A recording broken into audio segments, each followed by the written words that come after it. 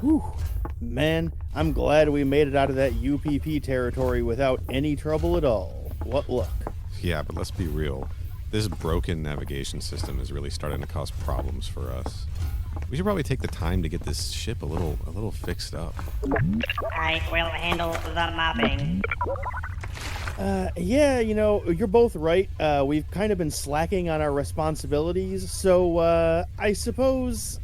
I guess we should probably get to work. Yeah, let's start cleaning this place up a little. You want to read some comics before we get started? God, of course I do. Come on.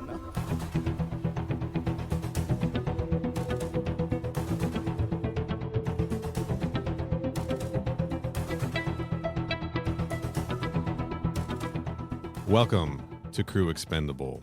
I am a guy dealing with some congestion issues in real life, Hallstrom. And I am a dude that got his face ripped off by a predator, Rohrbacher. Oh, man. And we are just a couple of, what are we? Hold on. I had it. Huh? I had it. We are just a couple of cursed boys trying to find the safe house of the Alien franchise.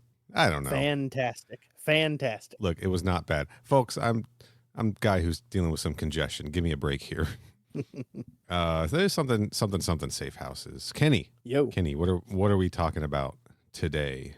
Today we're finally finishing off part one of a long ongoing occasional segment where we're covering all of the Archie vs. Predator comics, which means that today we're hitting the final issue of Archie vs. Predator 1, which is issue 4. Issue 4.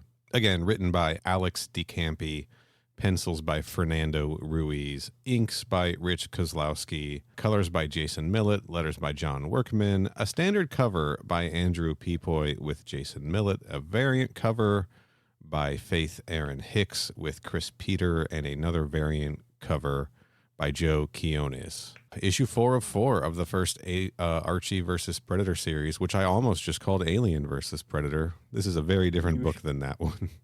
It sure is. Yeah, man.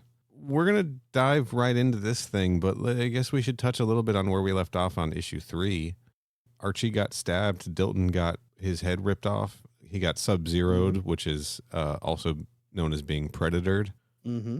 Yeah, Betty and Veronica are the only ones still kind of on their feet as this predator hunter is closing in on them. Yeah, issue 3 pretty much spent almost the entire time in the school. Jughead got killed. Most of the secondary characters left.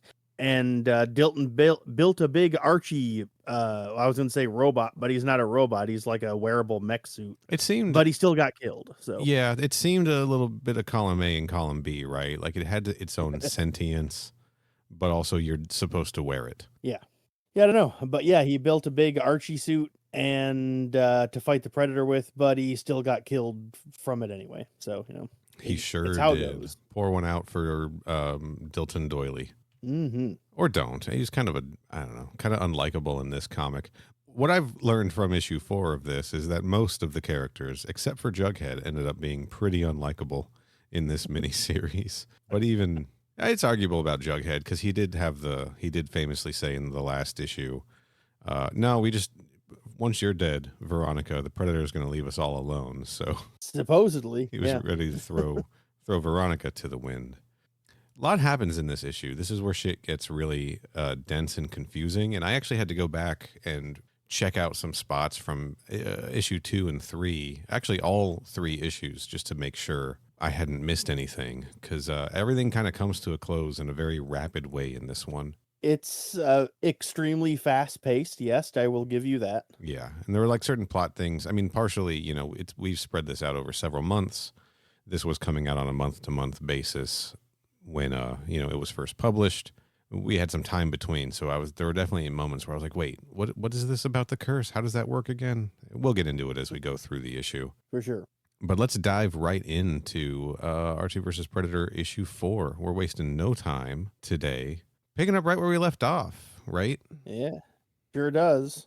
Predator he's got Veronica and Betty kind of cornered. They are clutching the passing out body of Archie, and the Predator takes his mask off. I don't think this is the first time we see it maskless. It was definitely maskless on some of the covers, right? Mm-hmm. But it is very funny seeing a Predator drawn in an Archie style. You can really see it around the eyes. Yep. Yeah. It's the Archie-fied Predator face is very funny to me in a way that I like have difficulty describing or finding the words for. I just look at it and I go, but I can't quite articulate why. It has this look of if they did like a Predator cartoon in the 90s, it would have kind of looked like this because it would have been lacking some of that definition and texture. For sure, yeah. Yeah, it's just really kind of a stripped down version of a Predator warrior.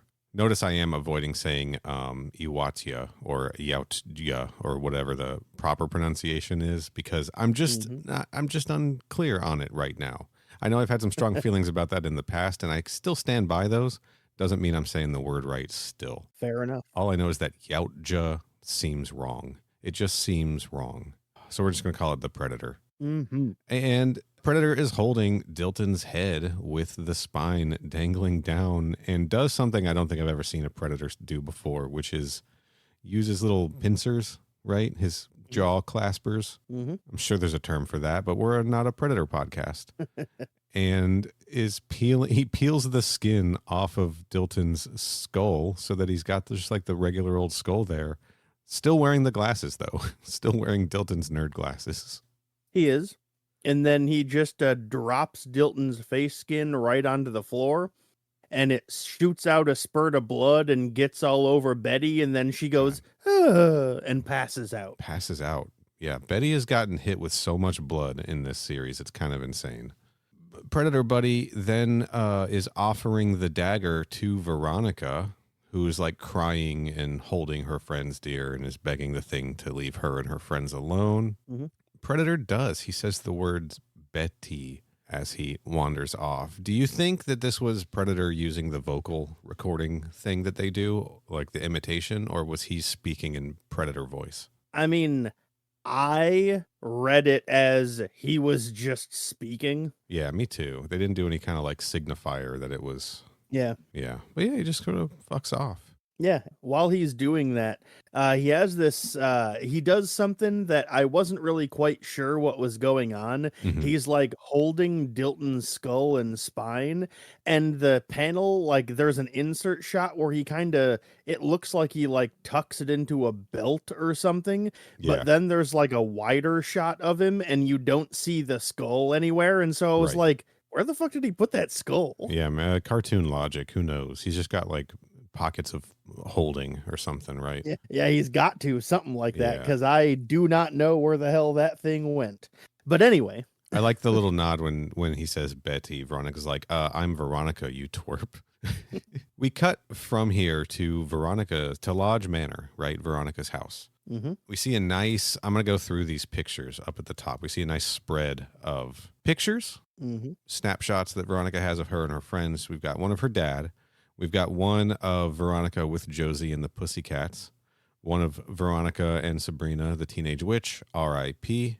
One with, I believe this is Cosmo, which was a space alien comic book that Archie used to publish that had a brief resurrection around this same time, I think. All right. Then we've got, this is a nice one for you, Kenny. Veronica with the Punisher, with Frank Castle. Mm-hmm. A nod to the infamous Archie versus Punisher crossover. We sure do. And then one of young Veronica and young Betty. And I don't really follow this plot thread here, okay? Because Betty has been tucked into Veronica's bed, still covered in blood. Veronica has like changed her outfit because she insists if she's going to die, she's going to die in couture. Mm-hmm. The Jaguar dagger is still here. She says she can't get rid of it. And Archie, who was bleeding out at the school, like they still haven't done anything with his body, right? Like dude should be fucking dead at this point. That's the part that doesn't make sense. Like presumably this is an hour or two later. Well, here's the thing. Like, as we're about to find out momentarily, he is in the process of dying at the moment, so maybe he just has a greater constitution than we would be led to believe. I guess it's just I understand they needed to change the setting, and they're like, I don't know, let's just fucking do it. Who cares? No one's going to get like caught up on these details. Fernando Ruiz and Alex DeCampi weren't counting on Crew Expendable to talk about this comic book. They sure weren't. But anyway, yeah, so we're at Lodge Manor, and Veronica's plan is we're going to go hide out in the panic room that my dad had built when a Russian arms deal went sour. Again, hinting at this weird darkness below the surface in this version of Riverdale. They're going to lock themselves in there where there's medical equipment that they can treat Archie, and then when the Predator comes for them, they're going to blow the place up. Correct. Self-destruct the mansion. So we got a countdown. We got a classic Alien-style countdown. Right? You know, I believe she specifically sets it for 15 minutes, if I recall. Yeah, 15 minutes until self-destruct should give us enough time. So let's see if we can knock this out in 15 minutes. Just kidding. Honestly, we might. Like, this is a very rapidly moving issue, but, you know. Yeah, there's not really a whole lot to, like, talk about comparatively because most of this issue is just action scenes. Right. So... Yeah, but they get Archie down into this panic room where there is this hospital bed and this automated. It's not like a med pod like in Prometheus, right? But well, here's the thing. Like, it's not actually a Prometheus style med pod, but I did literally call it a med pod in my notes. Yeah. The comparison is there, right? If this were Archie versus Xenomorphs, it would have just been a med pod, I bet. It's like a hospital bed, but it has all these like robotic arms with like surgical tools on it that come out the side. And it's hooked up to this big computer that you can program it to do stuff. And then the arms move automatically and right, et cetera, et cetera. Operation seems very simple because there's a couple things taped off that say danger and no, like a switch and a dial or a dial and a button. And Veronica's just like, fuck it, rips the tape off, cranks the dial to 11, right? A nice little little reference to whatever that movie is. Spinal Tap. There it is, which is what happened to Dilton earlier. Hey, yo. Sure is. That I don't think that's what a Spinal Tap is, but maybe that's what... I mean, it's not, but it was spinal related, so right. I'll allow it. It's fine. It is technically a spinal tap because the Predator did take the spine, lay it flat on a table, and turn it about 90 degrees. Which is a joke about tapping mana in Magic the Gathering. I was wondering where you were going with that. And we just lost all of our listeners. That's fine. Yeah. But like you said, Ronnie hooks him up to the med pod and activates it, and it starts like, healing him and such. And then while that's going, she decides that the two of them are going to go get changed. Right. And then after they wander off, Archie wakes up on the table and freaks out as he starts getting mutated into the Toxic Avenger. Yeah, he does. So this safe room is hidden behind a bookshelf. She has set the timer to 15 minutes. They have put Archie on this table, and then she's like, all right, Betty, let's go back up to my room and change your clothes now. Yeah. The room we were just in, we're going to go back to it and change your clothes. We've only got 15 minutes, and we got to get back down here and into the safe room. It's dumb. I'm just going to say it's dumb, but it's dumb on purpose. It is yet another aspect of this comic. Sorry, I'm eating something. What do you got, like a Snickers? I'm eating a Mallow cup. So that was close. Okay. Mm-hmm. It is yet another example of something in this comic that seems fine when you first initially read it. Yeah. But then after you're done with the issue and realize this is the last issue in the series, you go, oh, that's a spot that could have been changed or stretched out to make it like, when you finish reading it and you're like, oh, wow, this was like way too fast paced. It was kind of rushed. It needed a fifth issue. Yeah. This is one of those moments that you could have expanded out to be able to get a fifth issue out of it. Yeah. Or, I mean, yeah, because it just doesn't, like, they were in her room. Veronica changed. They're going to take Archie down. And I understand maybe the urgency to get him into the med thing. But then we're also going to leave and make sure Betty changes her clothes too. It just, whatever. Yeah. Anyway, like you said, They go up to her room, and Betty's getting changed, Yeah. and they're talking a big game about how they're sure the Predator is going to show up. Right. And then immediately, like the next panel after that, the Predator shows up. Yeah. Veronica's arming an Uzi, right? Mhm. She's in this like white flowy dress, right? Her couture dress. She's got a garter on with the cat dagger in the garter, and then she's loading an Uzi. Betty's got like this flowing. She describes this dress. It's like pink as too meringue-y. So it's some kind of like Latin inspired like flowy skirt, right? Just to give everyone a visual. And then we get the title page when the Predator shows up at the house. Guess who's coming to dinner? I did forget to write that down in my notes, so I'm glad you pointed it out. Veronica immediately opens fire. Oh yeah, they fucking unload on him. It's great. She's just emptying clips into this guy. He's using his claws to like climb around on the ceilings and the walls and everything as Veronica's trying to cut him down. And she's hitting him too, I think. Not actually, no, maybe she's not. He is splattered with red blood for some reason, though. Maybe it's Dilton's blood. Who knows? It must. Yeah, you're right. It must still be Dilton's blood because he does have it in the pinup page, which will be the podcast art, just so everybody knows. He's dodging the bullets. He somehow like is just shredding their clothing. I guess he keeps swiping at them with the claws, and it's just shredding their clothing for some reason.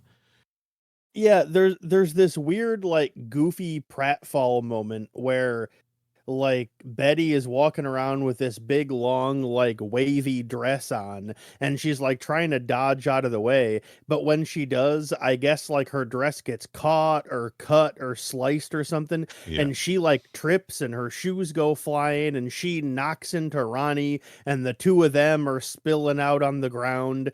And somehow that like gives them an opening to be able to like escape the pred and like run back to the panic room. But they're both in rags at this point, right? Yeah.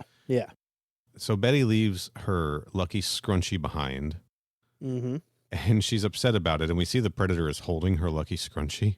As they get to the panic room, punch in the code to enter, the Predator is right behind them. The Predator has now tied his dreadlocks up in the scrunchie. He sure has, yes. And as they're trying to close the door, he reaches his arm in, keep the door from closing, where his arm is then met with ripped Archie's arm in a classic reference to the Carl Weathers, Arnold Schwarzenegger handshake. The handshake. And Archie is fucking ripped. Yeah, turns out that his Toxic Avenger mutation was only, I guess, like stage 1. Sure. And stage 2 just turns you into Brock Lesnar, I guess. Because he's fucking massive and he's ripped. He's like as shredded as you can possibly get. He is. And he just gets into a big fist fight with the Predator. So whatever this medical device, it's designed to rehabilitate the body, I guess, do repairs on the body, right? Yeah. We skipped over this, but here's a good place to put that. Veronica turned the dial to 11, ignoring a Post-it note that says, do not ever turn the dial beyond 4. Initials HL, that would be Hiram Lodge, her dad's initials. And we get a little editorial text box that says, Veronica Lodge ain't got time to read. That's right.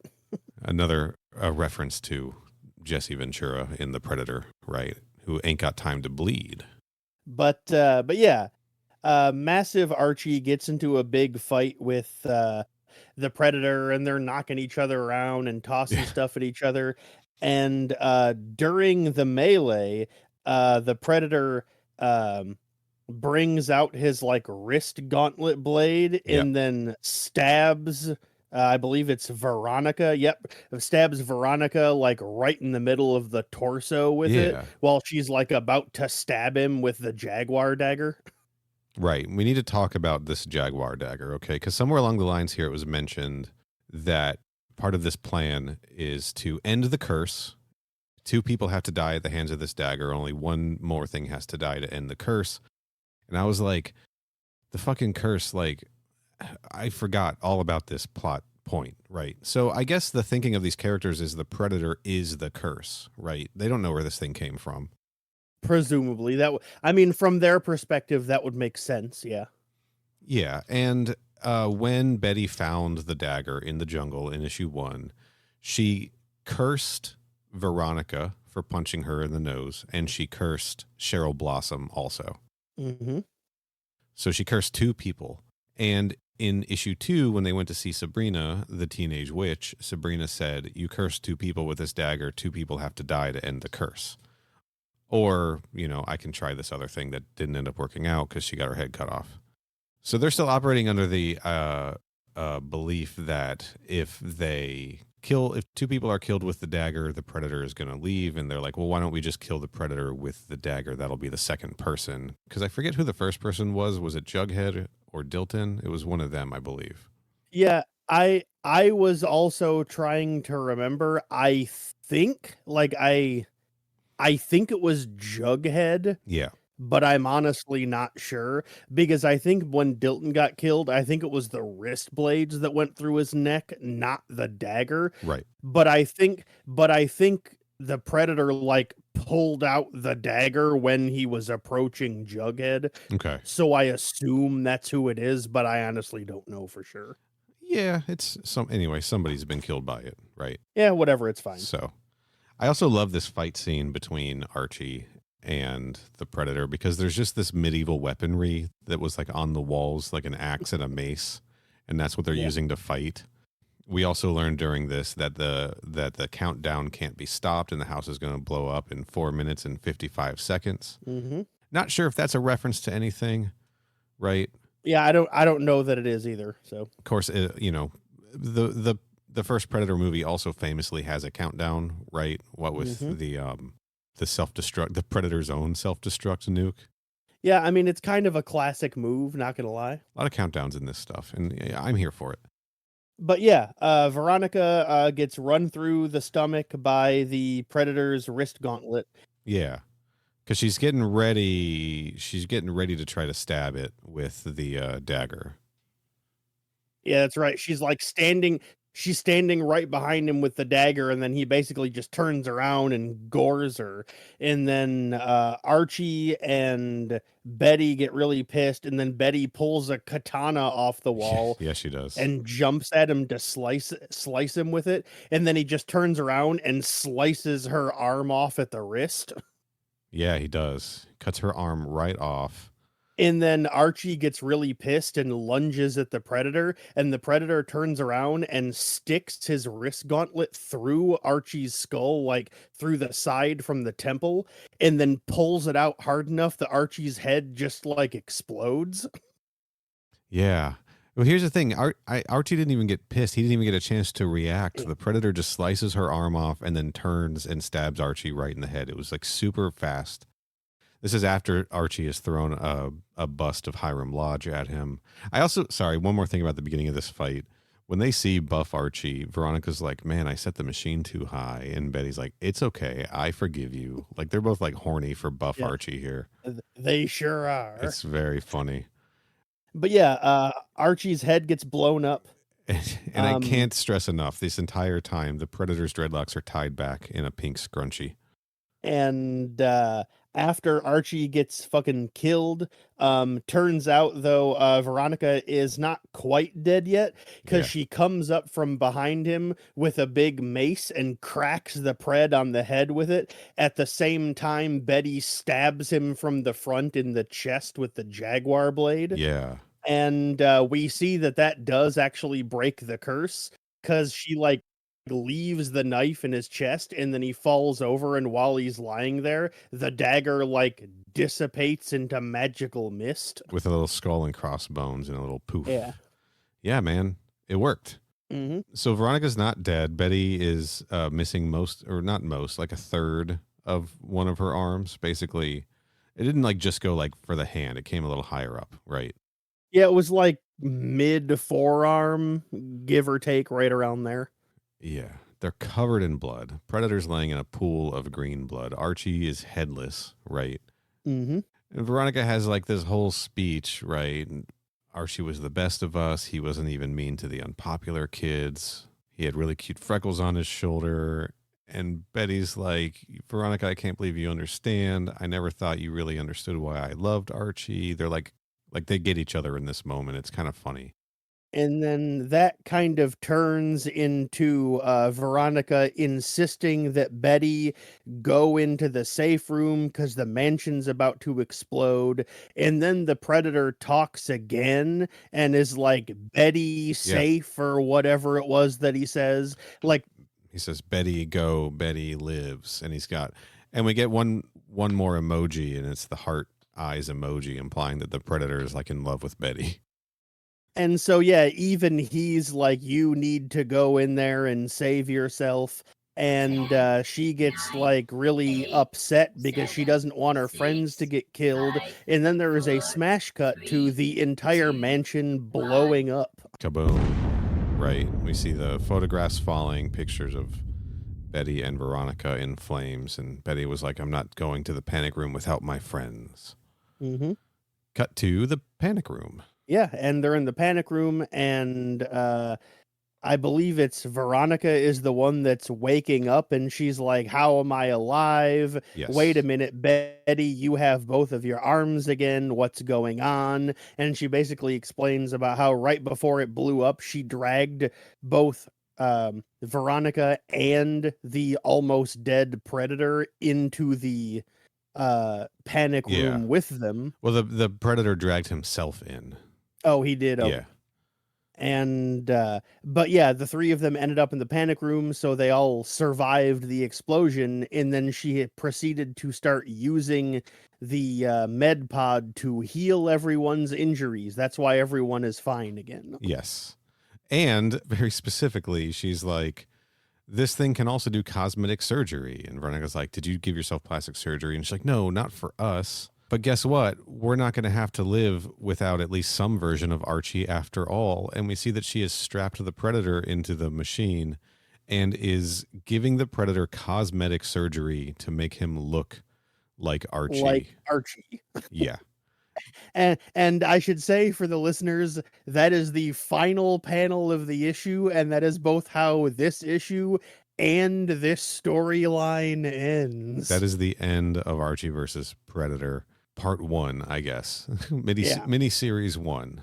Well, it was intended to just be Archie versus Predator at the time, but then later they made a sequel. But right. Yes. That is how this storyline ends, or was intended to end. There's a couple things we kind of missed.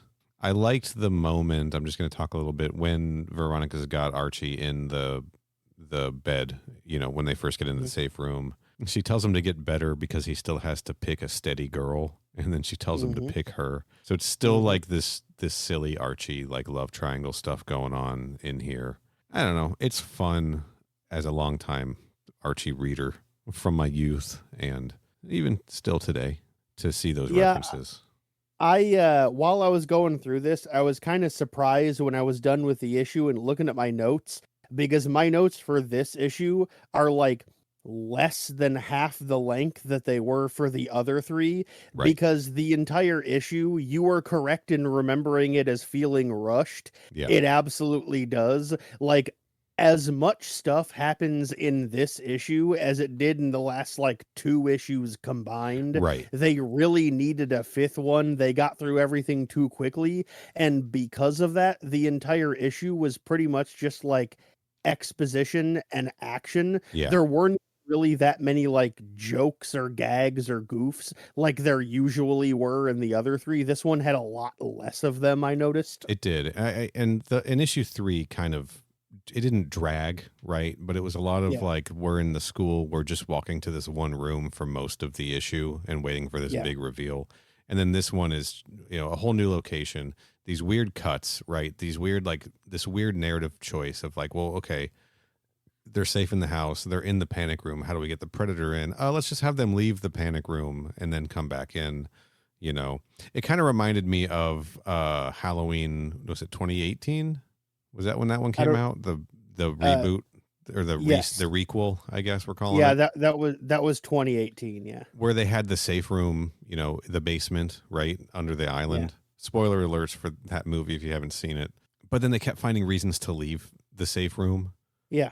And then come back sure. in, and then it was a problem. And it was just like, yeah, like I kind of get that because they were trying to get Michael to fall into a trap, right? And that's not the case in this book. But it is like, there's a problem with safe rooms, I guess with the exception of the movie Panic Room, where like once you're in the panic room, you don't need to leave the panic room. Like you're done. Just like stay in the panic room, and when the predator shows up, that's kind of like the premise of panic rooms is that you're not supposed to leave them. Yeah. right. Yeah. I don't know. It was just kind of silly. In a related note, the entire issue had a kind of, I can't think of a better term for it than sloppiness, as far as like just the general like spatial geometry of where everyone is and what everyone's doing. Right. Like how I mentioned at the beginning when he like, peels Dilton's face skin off and then drops it on the ground and like puts the skull away and then leaves. Yeah. But it's like that entire sequence is just depicted by in what in a movie would be called an insert shot. Yeah. So you never really get like a sense of like where anyone is standing or where the predator put that skull or all these other things, or like near the end when after Ronnie gets stabbed and everyone thinks she's dead, the fight goes on and then she comes up from behind him Right. with a mace, but like you can see her silhouette coming in from the other room, and it's like, when did the fight go to a different room than where it started? Yeah, it is hard to follow where the geography. You're absolutely right. That's that's a problem I have a lot of times with novels. Agreed. Like especially Out of the Shadows was a big one. Remember they were going through all of those caverns and mining tunnels and shit, and I was like, cavern after cavern, and they were all basically the same thing. I just can't tell where everyone is. Like, a big part of the reason why it bugged me in this issue is that I didn't have a problem with that kind of thing in the previous 3 issues. Yeah. Yeah, it's just, I wonder how much of it is like, we're not going to sweat those details because we are making an Archie comic that just happens to have a predator in it, and Archie and like classic Archie style comics that are just super supposed to be like lighthearted, not very plot heavy things. It's just everyone's hanging out at the beach, or everyone's hanging out at Pops, or Archie's trying to fix his car, and Reggie's pulling a prank and the milkshake machine is broken, and like that's the kind of shit that you're getting from like an Archie comic, right? Mm-hmm. So they're like, we're just going to do it in that style. We're not going to sweat the major details, right? So like we could be like coming down hard on this, but it might have been an intentional decision. It could have been. And like, I'm not necessarily saying that it's like, it would make sense for them to make an Archie comic like that because that's how an Archie comic is supposed to be. Right. But it's like, whether they intended it that way or not, it still did end up working to the comic's detriment in the end. Sure. Yeah. Like, I would have liked things to be a little bit more clearly understood on the page, Yeah. We were dealing with that a little bit with issue 3 also, where the predator's sort of like following them through the air ducts, and it's bleeding like neon green blood everywhere, and nobody's paying attention to it. Yeah. And I get it. I think part of what confuses me a little bit is, as we talked about in the previous issues, this weird darkness of like, there's a mass grave behind the Spellman house, right? And Betty's monologue about how her grandmother, I believe, ran over that Yorkie with the lawnmower, and then this where Hiram Lodge had to build a panic room after a Russian arms deal went bad. And these ideas that there's like this darker shit going on, but everyone is still acting like standard Archie. Mm-hmm. Oh, and then like, this is a weird thing to talk about, but we're going to talk about it. Like the several times in this series where we see either Betty or Veronica in their underwear, or their clothes being torn so that they're essentially in their underwear again. Like, yeah, you see Betty's ass in this series like 6 times or something like that. Yeah, and like so we'll talk a little bit about the history of Archie comics, right? This art style was sort of defined by Dan DeCarlo, who was a pinup artist, right? And there has always sort of been this pinup quality to the character designs, and like a little bit of that, but I mean, never so much as like, it hits differently in this, and I think part of it hits differently in this because of the other things, right? Because of the the Spellmans were murderers. Like it's dark magic, it's not like wholesome teen, Sabrina magic. It's dark magic. And I think what I'm getting is I almost would have preferred a version of this where it was your standard off the shelf Archie comic written by, say, a Dan Parent or something. No shade to the creators of this. Just want to be clear. Where like the characters are the characters from an Archie comic where their biggest problem is that Jughead can't afford hamburgers and there's like no like extra darkness behind it, and then this like bloodthirsty monster shows up and starts murdering everyone, and they are just like, golly, I don't know how to deal with this because we're in a universe where guns don't even exist and nobody's ever been in a fist fight, right? Yeah. Yeah, for sure. Like just completely out of the element. Like if a predator showed up in an episode of I Love Lucy. Like, I think that would have been a very funny direction to go if they could have written to that. I mean, I get what they were doing here, and I still really like this series. It's very, very fun, but I just almost would have preferred, if they had stuck to the classic Archie style, but then a predator shows up, which is how it started to feel. But then, like, by the time we were out of that first issue, Betty's running around with a bloody nose. Right. Yeah. And Cheryl Blossom and Jason Blossom have been skinned in a tree.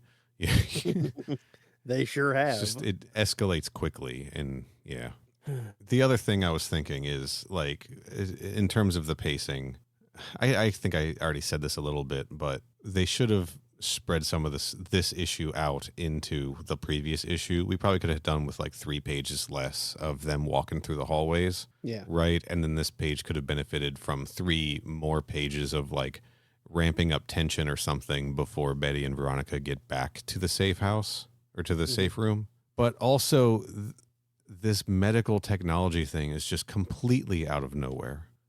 It's the most unbelievable thing, and I get like it's a funny way to wrap up the comic of like, no, we have this predator who clearly likes us.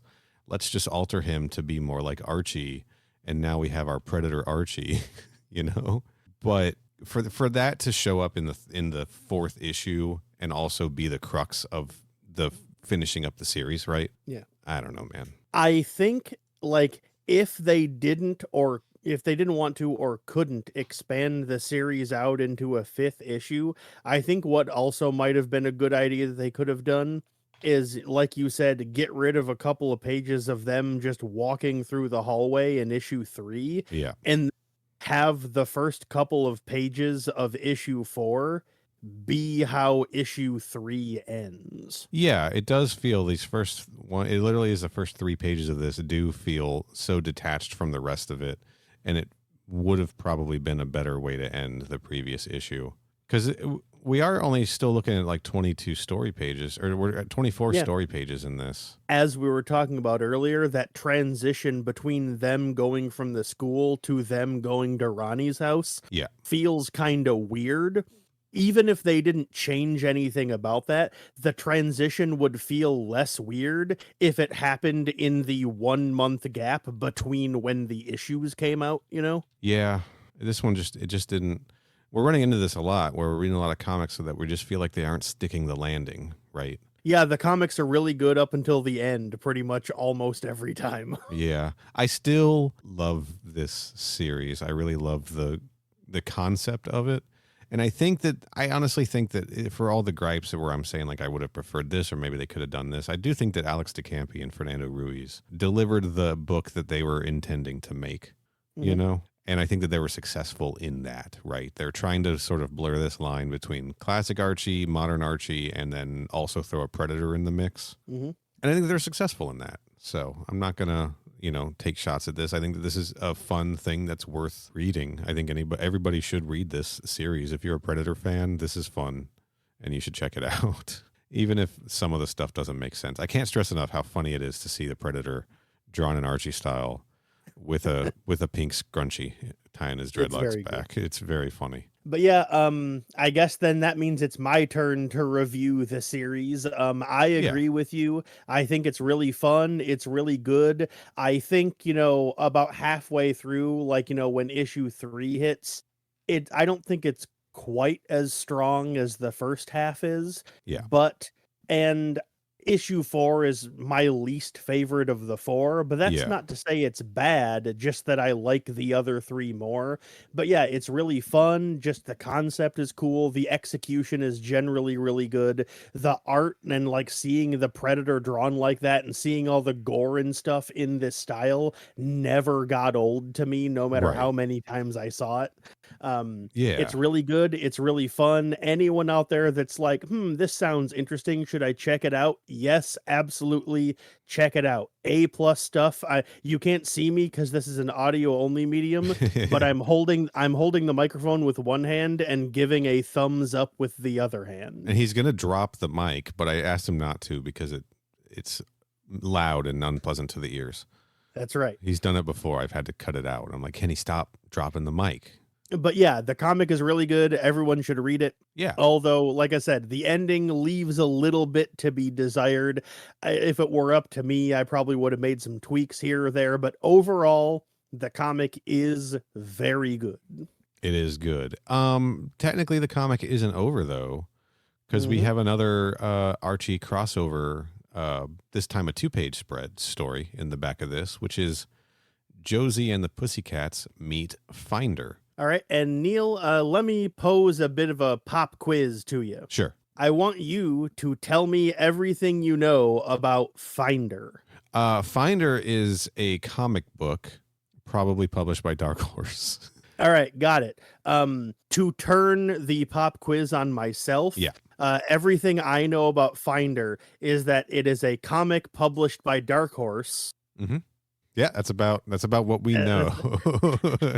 Even though I looked it up, this comic first started in 1996. Yeah. Somehow I had literally never heard of this comic and did not know it existed until it appeared in this crossover. And I went, what the hell's Finder? Right. So, yeah, I've got the Wikipedia page open for this. All right. Finder is a science fiction comic book series written and drawn by Carla Speed McNeil and is currently published by Dark Horse Comics. McNeil describes Finder as aboriginal science fiction, and their storylines throw together characters from recognizable aboriginal and modern urban societies in a far future Earth. Finder is the recipient of numerous awards and award nominations. Oh, here we go. The series is set in a vastly depopulated far future Earth where numerous hunter-gatherer cultures, some human and some not, surrounded by densely overpopulated doomed city-states of recognizably modern urbanities functioning at a high technological level. So it's kind of like society has sort of, I guess, consolidated into like large domed cities like we see a lot. And this story is mostly about the hunter-gatherer tribes outside of those cities, kind of in the I'll call them the wastelands, for lack of a better word. Well, I assume then that the person we see from that comic in this crossover comic, Yeah. I'm assuming that's the titular Finder, assuming that the title refers to a person anyway. Yeah, that's Bob Finder. I have a feeling that the main so this Wikipedia article is listing the characters, and the main character is someone named Jaeger Ayers, a half redneck, half Askian, which is the standing culture for Native Americans. All right. Character, I believe, and the son of an Askian mother whom he knows nothing. I believe that's who we're seeing here. And Okay. this is Jaeger. So this story is basically a gas station in the middle of nowhere, right? Mm-hmm. The Pussycats, Josie and her Pussycats, are waiting for gas. And anyone who doesn't know, the Josie and the Pussycats are a band that exists in the Archie universe. They had a really underrated live action movie made starring, I know Tara Reid was in it, and Rosario Dawson. And I cannot think of the woman who played Josie. I don't know who it is either. Jennifer so Jason Leigh, maybe? no idea. Anyway, and it's a 3-piece girl band: Josie, Valerie, and Melody. Josie, Valerie, and Melody. And they have a manager named Alex Cabot III, and he's like a rich guy. And what's kind of fun is, I believe, is it his sister? Alex Cabot's sister is a witch, and she pops up sometimes in Sabrina's stories. That's fun. I think that's true. But it might be a different character. It doesn't matter. Nobody cares, right? That's right. Bottom line, Alex Cabot III is their manager, and he's kind of like an attention grabbing guy, you know. Mhm. He thinks he's King Dick or whatever. Hot shit. I was just gonna say one of the characters has a monologue because like they're on their way to Crotchella to Right. play. Yes. And one of the characters, it might be Josie, I'm not sure, but one of them has a comment about how they always have to wait for Alex to get done and be ready to go because, like, every night he has some different, weird, bizarre, attention-grabbing outfit on. Yeah, I believe that is Josie saying that. But then... And, yeah, the reason that's relevant is because... this other guy, presumably Jaeger Ayers from Finder, walks out of the gas station bathroom or out of the gas station building instead. And they're like, damn, what a transformation. That's a whole new look, Alex. Did you get directions yet? And the guy's like, yeah. Follow the pipeline east for about 8 miles and then park in the back of the Peacocks and go on in. And they're like, okay, cool, thanks. And then the guy just like walks off into the desert and they're like, where are you going, Alex? And he's like, I'll catch up with you later. The Pussycats get on their bus, drive to what it turns out is a spa. Mm-hmm. And they just go into the spa and hang out in the pool, ignoring the festival. Meanwhile, we see that Alex Cabot III has emerged from the bathroom in a new outfit. He's wearing like a Native American headdress and vest and a fanny pack and like spandex green shorts and blue boots. And he's like, feast your eyes on the booty king of crotch. Presumably he was going to say Crotchella. The booty king of crotch. Now there is a title. Yeah, maybe I should make that the podcast art. The one minor thing that you didn't mention is that while the gals are at the spa, because they're talking about like how, do you feel guilty about blowing off the concert for this? And they're like, absolutely not.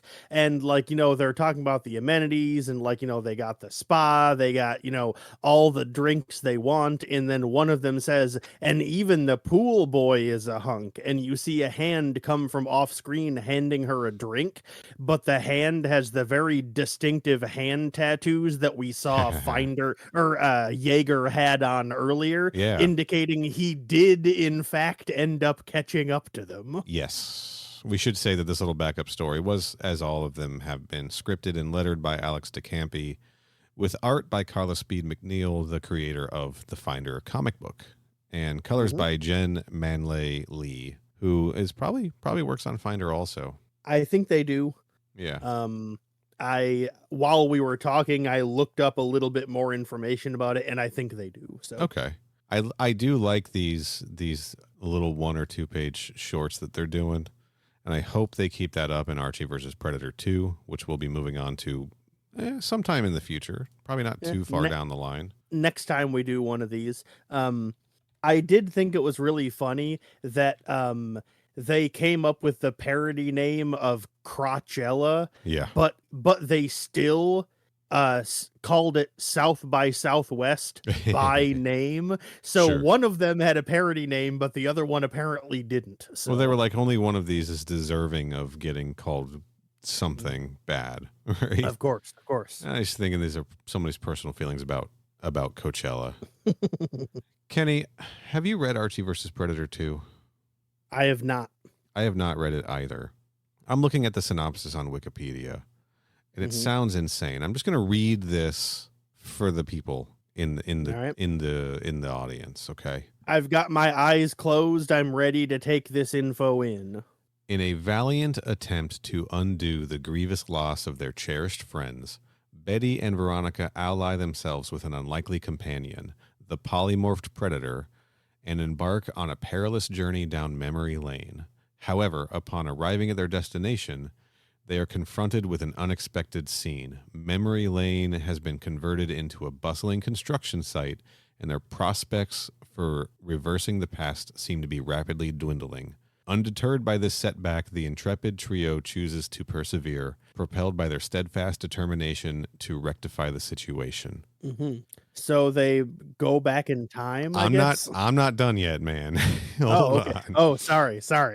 As they venture further into uncharted territory, they find themselves abruptly transported to an alternate universe where their dear friends are still alive and preparing for a festive Halloween celebration. In this strange new realm, they encounter an unlikely comrade, Dilton, who is attired in a predator costume and discloses that he has developed a revolutionary device capable of accessing parallel dimensions. However, before Dilton can activate the device in his helmet and embark on a journey to other worlds, an army of predators intercepts the signal and traces it back to Earth. Sure. Pretty strange concept. We've got a literal memory lane, apparently, which I believe I want to say is a reference to the Archie Will You Marry Me special, where Archie goes down, like he has two paths to go down. And he sort of like imagines what his life will be like if he marries Betty or Veronica. I believe both of those like branching paths end with him taking a stroll down memory lane, which returns him to like present day. It's kind of it's an interesting, it's not like supposed to be literal, but it was an interesting storytelling technique, right? I gotcha. And I feel like this is referencing that. Well, I can tell you right now that synopsis, the way it hits me, it strikes me as one of two things. Either they just covered the entirety of what happens in issue 1 from cover to cover, or they gave us a brief synopsis of the major stuff that happens in all 4 issues. It feels there's no way that entire thing you said is just setup. That has gotta be where the plot develops into at some point or another. You know? I don't know, man. But this one is again written by Alex DeCampi. Art this time, pencils by Robert Hack, the artist behind Chilling Adventures of Sabrina. And I think several of the Afterlife with Archie covers. Very excited about that. Robert Hack's pencils are dope. So this is going to be like a modern art. This is like, feels more of like a proper Archie horror book than Archie versus Predator. So yeah, we'll see how that goes when we dive into that. But that won't be next episode. What are we covering next episode, Kenny? We've just done Gibson Alien 3, right? So we're still in Alien 3 territory, I believe. The next thing we have on the schedule is a short story called Deep Black. It is a short story written by Jonathan Mayberry and published in the anthology book Aliens Bug Hunt. And the reason we're talking about it is because it is a direct sequel to Alien 3. Hell yeah. It follows a trio of elite colonial marine operatives. Perhaps a fire team? Possibly. A fire team elite? I'm going to force it into every episode. That is our next planned podcast release, the short story, Deep Black from Aliens Bug Hunt, unless Alien Thaw issue 2 is out by then, in which case it's going to be that instead. So, yep. Yeah. Do we have a release date on that one? I believe it's like, I think they come out the last like week of the month because the first one came out on the 26th. So it's probably going to be coming out this upcoming week, if I had to guess. May 31st is when Alien Thaw drops. So cool. So our next episode is not going to be that. The Alien Thaw might have been our previous episode. We'll figure it out. I did some traveling. We're a little off schedule. A little bit, but it's fine. Yeah, it's fine. Everyone knows that this is chaos. We got all this cleaning up to do on the ship, man. We should get started on that. I don't know. For sure. There was one other thing just about show-related stuff. Okay. Neal. Kenny. We got an email from a listener. We did, didn't we? We sure as hell did. I know you're out there listening. Mark in Northern Ireland. We're talking about you, baby. Big shout out to Mark. Northern Ireland. Holy smokes. Man, the USCSS podcast has a very long range of transmission, doesn't it? The show gets around, baby. Yeah, it does. He actually sent us in an email regarding some stuff we said about our Alien 3 episode. Sure, we were talking about the egg. Which is significant because he even says in here that Alien 3 is his favorite movie in the series. How about that? Nice. A man of taste. An unorthodox choice, but I cannot fault him for that because that movie is very good. I'm backing you up on this, Mark. It's not my favorite, but that's a valid opinion to have, in my opinion. He sent us in an email because he, wanted to address our discussion in the episode about how Yeah. we were wondering, like, where the egg came from that was Sure. on the ship. Yeah, and he did remind me of something that we completely forgot about and didn't talk about. Turns out, I did not know this, but if you watch all the way through the credits, at the very, very end, James Cameron inputted a sound effect of an egg opening, Yeah. which means that even though to us, we thought it was a retcon that egg got put there, but no, that was James Cameron's idea from Aliens in the first place. Okay, so we can really blame James Cameron for all of the things about that sequence that bugged the shit out of me, because they were all his decisions. It was his idea to Yeah. have the egg there, and then him not making the third one made them have to kind of scramble and figure something out, I guess.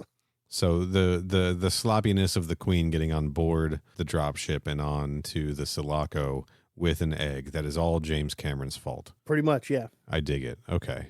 And Yeah. he also says, as part of the conversation we were having about like when and how and where like the egg was able to get in there, Yeah. he says, as of how it physically gets there, I also have no idea. Yeah, that's the real trick, isn't it? Yeah, he poses the idea that they sort of thought, they used to think that it was Bishop working for the company. When as Ripley went off to rescue Newt, Bishop like popped off and went egg hunting, which is an interesting concept. Actually, I kind of like that. I mean, I don't like the idea of Bishop turning traitor right at the end. Bishop working for them and doing their bidding. Yeah, I don't love it either. But as far as a way to explain how it got on there, I'll admit it makes sense.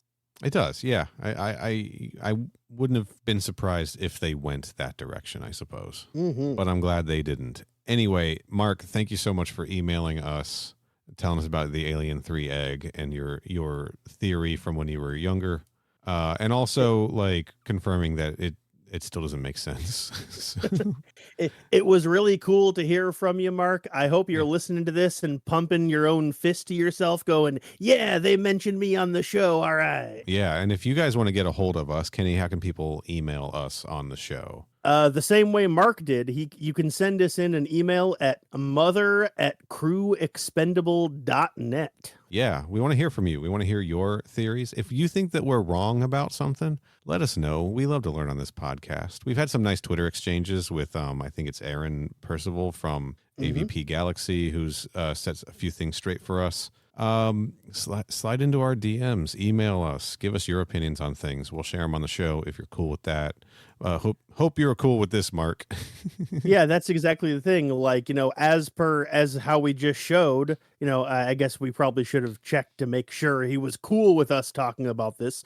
But if you do message us or email us or whatever, we'll probably talk about it on the show. So if that's positive for you, then there you go. Yeah, don't hold back. Email. Tell us we're dumb fucking idiots who didn't understand the complexities of alien resurrection when we get there. I don't care. I am just as likely to read that out as I am reading out praise. Yeah. So. Let us know all the Predator references we missed in Archie versus Predator issues 1 through 4. Love to hear them. Love to know that they're out there. And rate us and review us on all the podcast places. Give us good reviews. Right.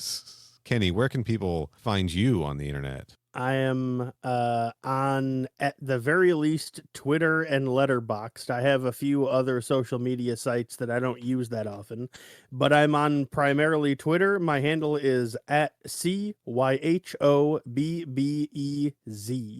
And I am on Twitter at Final Neal, Instagram at Final Neal Retro, and Twitch, twitch.tv/Final Neal. And again, that is Neal with an A. Gonna do some streaming on there about alien related stuff. Kenny, you and I hopped into a fire team with our friend B, to run through some Fire Team Elite. We streamed that on Twitch. That was a good time. Oh yeah. Did it again with some technical difficulties with Tony Z from Infinite Journeys. Still a good time. Pretty soon I'll be streaming some Alien Trilogy, since we're getting close to covering that game on the show. I'll also do like some Mortal Kombat shit and stuff on there too, because I also do a Mortal Kombat podcast called MK Podquest. You can find that at mkpodquest.com. But Kenny, where can people find this show on the internet? I already mentioned our email address, but I'll say it again now, mother@crewexpendable.net. The reason that's our email address is because our website is crewexpendable.net. Our Twitter handle is @crewexpendapod, and our Instagram handle is @crewexpendablepod. Yeah, hit us up. Be our friends. We're so lonely out here in the cold reaches of space. We need more friends. We like talking to fans. And we'll be back next week to either talk about Alien Thaw issue 2 or Deep Black, the short story. We'll figure that out not long before you do, listeners. Yeah. And until then, stay frosty.